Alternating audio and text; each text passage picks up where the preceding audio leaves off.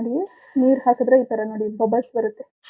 ಈಗ non stick ತವಾ ಹಾಗೆ ಸ್ಟೀಲ್ದು PAN ತಗೊಂಡಿದ್ದೀನಿ. ಇದನ್ನ ಹೇಗೆ ಸೀಸನಿಂಗ್ ಮಾಡೋದು ಬನ್ನಿ ನೋಡುವ. ಫಸ್ಟ್ಲಿ ಇದನ್ನ ನಾನು ವಾಶ್ ಮಾಡ್ಕೋತೀನಿ ಲಿಕ್ವಿಡ್ ಹಾಕೊಂಡು. ಸೊ ಲಿಕ್ವಿಡ್ ಹಾಕೊಂಡು ವಾಶ್ ಮಾಡ್ಕೊಳ್ಳೋಣ. ಮೊದಲನೇ ಸ್ಟೆಪ್ಪು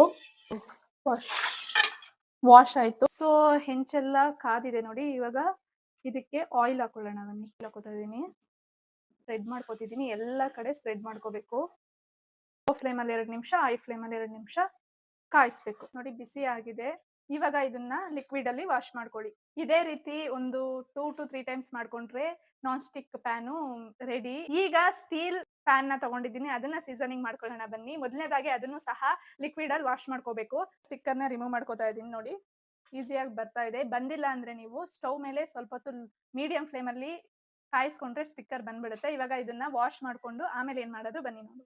ಸ್ಟೀಲ್ ಪಾತ್ರೆ ನೀವು ನಾನ್ ಸ್ಟಿಕ್ ಆಗಿ ಸಹ ಯೂಸ್ ಮಾಡಬಹುದು. ಹಾಗೆ ಇದು ಸೀಸನಿಂಗ್ ಸಹ ಹಾಗೆ ಮಾಡೋದು. ಪಾತ್ರೆ ಬಿಸಿ ಆಗ್ಲಿ. ನೋಡಿ, ನೀರ್ ಹಾಕಿದ್ರೆ ಈ ತರ ನೋಡಿ ಬಬಲ್ಸ್ ಬರುತ್ತೆ. ಹೀಗ್ ಬರ್ಬೇಕು. ಹೀಗ್ ಬರೋವರೆಗೂ ಬಿಸಿ ಮಾಡಿ. ಹೀಗ್ ಬಂದ್ರೆ ಇದು ರೆಡಿ. ಇವಾಗ ಇದಕ್ಕೆ ಸ್ವಲ್ಪ ಆಯಿಲ್ ಹಾಕೊಳ್ಳೋಣ. ಇದಕ್ಕೆ ಆಯಿಲ್ ಹಾಕೋತಾ ಇದೀನಿ. ಆಯಿಲ್ ಹಾಕೊಂಡು ಎಲ್ಲ ಕಡೆ ಸ್ಪ್ರೆಡ್ ಮಾಡ್ಕೊಳ್ಳಿ. ಪಾತ್ರೆ ಎಲ್ಲ ಕಡೆನೂ ಸ್ಪ್ರೆಡ್ ಮಾಡ್ಕೋಬೇಕು. ಲೋ ಫ್ಲೇಮ್ ಅಲ್ಲಿ 1-2 ನಿಮಿಷ, ಹೈ ಫ್ಲೇಮ್ ಅಲ್ಲಿ 1-2 ನಿಮಿಷ ಕಾಯಿಸ್ಕೋಬೇಕು. ಸೀಸನಿಂಗ್ ಆಗಿದೆ. ಇದನ್ನ ನೀವು ನಾನ್ ಸ್ಟಿಕ್ ಆಗು ಸಹ ಯೂಸ್ ಮಾಡ್ಕೋಬಹುದು.